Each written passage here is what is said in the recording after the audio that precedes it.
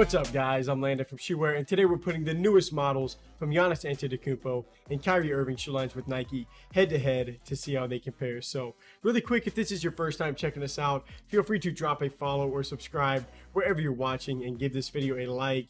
We would greatly appreciate that. But starting off with the box and the price, the Kyrie 7s come in sort of a matte black box with this player logo kind of centered in the top, so nothing too crazy. And then the same can be said for the Zoom Freak 3s, which come in like an orange box with Giannis's player logo kind of off-centered down in the bottom corner. But looking at prices, these are going to be in the same price range, with the Zoom Freak 3 retailing for $120, and the Kyrie 7 is just a little bit higher at $130. So two shoes that are going to fall pretty middle of the pack just as far as price.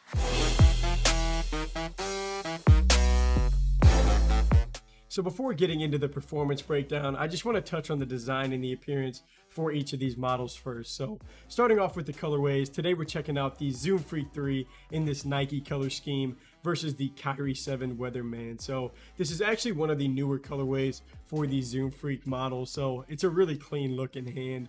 And then for Kyrie's colorway, it's actually a play off of Kevin Durant's line whenever he released this Weatherman color scheme, which would have been a little while ago now. So the green is meant to resemble like a green screen used in forecasting the weather. And then the orange, the red, the yellow, that's kind of meant to represent a heat map. So, altogether a pretty sweet concept. But now focusing more on the appearance for each design, Nike did add the strap to this year's Zoom Freak 3 model that wasn't there on the 2. And, I do like that aspect. The strap on basketball shoes is just like a really nice look in my opinion. It allows you to put some more like creativity into the shoe. So like on these, they have Giannis's nickname kind of on the inside of that strap, so that was a cool touch. But that's really the only piece that they switched up on this year's design that I really did like. They took away that like wavy heel pattern design that was pretty clean on the back of the Zoom Freak 2, and then the small reverse swoosh just doesn't really look that nice on this shoe. But you take it all the way back to his first model with that big reverse swoosh that was built into the midsole. I mean, that was a really cool look. So I guess in general, I'm not sure if I like this Zoom Freak 3 better than the 2 or not.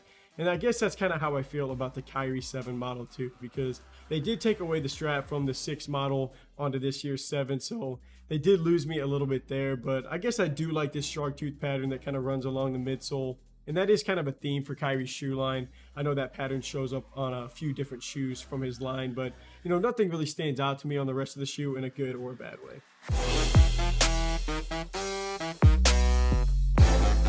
So now looking at how these shoes match up on the court for performance, I'll start off with the cushioning for them first. So the Zoom Freak 3s did improve on their comfort from last year's model by a little bit. The front half of the shoe is actually going to be hollowed out underneath your foot to allow for 2 Zoom Air units in that area, and that's going to be where you feel a lot of the softness whenever you play in them. And this is actually a pretty cool design because you can look through the word air on the side of the shoe into the midsole, and you can actually see the cushion pods that are at work in the shoe. So I thought that was a pretty cool concept. But switching it over to the Kyrie 7, these actually give you a similar feel to how, like, just with how they're constructed compared to the Zoom Freak 3. So Nike actually uses a large Zoom turbo unit in the forefoot, so just the front portion of that shoe, and you can actually see it labeled in the lime green on the midsole too if you want to look for that. But that's going to be where the bulk of the comfort is going to come from. So these aren't quite as comfortable as last year's Kyrie 6, but they are still close. So I feel like both of these shoes, they definitely have you covered,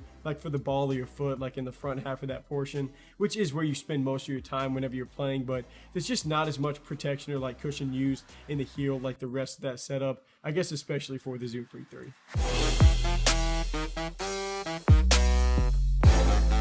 So looking at the materials and support, the Zoom Freak 3 isn't going to be super high quality, but they still do a pretty good job.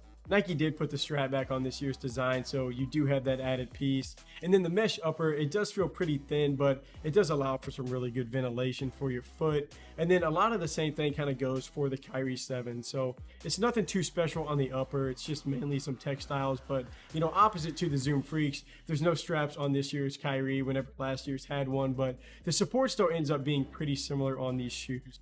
I don't really trust the upper on these Zoom Freak 3s quite as much, but they do have an outrigger to kind of give you better balance. So you can kind of see this little shark tooth design that kind of runs along the midsole. It kind of extends out to give you a wider base just to help keep your foot in the shoe. So I do like that. And then for the Kyrie 7s, you know, for the support, the lateral containment is definitely solid on this shoe. There really isn't any give to the material that would allow your foot to kind of slide around. So, you know, it's still not going to be great from like a materials and a support side for these shoes, but, you know, definitely good at least. So wrapping it up with traction, the Zoom Freak 3s did get a little bit better from last year, but there's definitely still some inconsistencies that haven't been fixed. These have a computer generated traction pattern that it just really hasn't worked that well for me in the past. And this actually kind of transitions perfectly for the Kyrie 7s because they use that same type of pattern. So it does look a little bit different, but it is that same type of like computer generated setup. So I just haven't had a lot of success, like consistent success, whenever Nike goes with those unorganized patterns. I definitely don't prefer it, but the Kyrie 7s do have a little bit more like grip, a little more bite than the Zoom Freak 3s, just from what I've noticed. And then to finish off with sizing, both of these shoes are going to run true to size, maybe a little bit on the narrow side, but you know, still a pretty standard fit. So for the final ratings, I don't clearly love either one of these shoe lines better than the other, just for this year's design. So I'm going to leave that section as a tie. But for cushioning, the Zoom Freak 3s, they did get a little bit softer compared to the 2s, but I still don't think Giannis's line is caught up to Kyrie's just as far as comfort. The Kyrie 7s, you know, they're not going to be the best feel for comfort compared to the rest of his shoe lines, but they still are going to be ahead of the Zoom Freak 3s. But for materials, neither one of these shoes are really using, you know, the highest quality stuff here, so there's not really a clean way to lean. And that's actually, I feel, about the same way for the support on these shoes. You do have some added elements like the outrigger and the strap on the Zoom Freak 3s to kind of cover a loose feel to that upper. But you know, on the Kyrie 7s, while they did lose the strap, the materials on the upper just feel a little bit more secure. And you know, anyways, the strap doesn't do a lot for lockdown, so I am going to lean with a tie on the support as well. So to finish off with traction, neither one of these shoes really exceeded my expectations in this area, but I guess the Kyrie 7s in general, it does have like a little better bite, more grip to the floor than the Zoom Freak 3. So you know, this was honestly really close in every category, but the Kyrie 7s do edge out the Zoom Freak 3s to win this performance battle. So you know, these shoes do have a lot in common, from like the traction pattern to, you know, how the cushioning's kind of set up in the front of the shoe. But like I said, the Kyries, they just play a little bit better in every category, but you know, still two pretty nice shoe lines.